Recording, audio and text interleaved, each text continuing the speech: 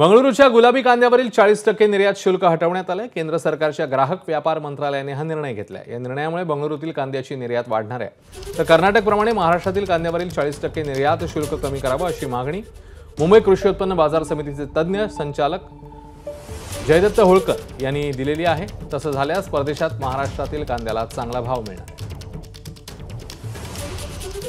केंद्र शासनाने आज त्या ठिकाणी बेंगलोर आणि कर्नाटक भागातील जो काही बेंगलोर रोज कांदा आहे त्या कांद्यावर जी काही 40% ड्युटी आहे ती काढण्याचा निर्णय या ठिकाणी घेतलेला आहे।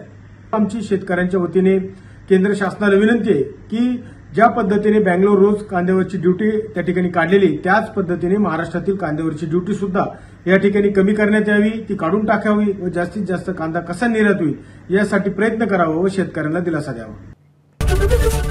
एबीपी माझा, उघडा डोळे बघा नीट।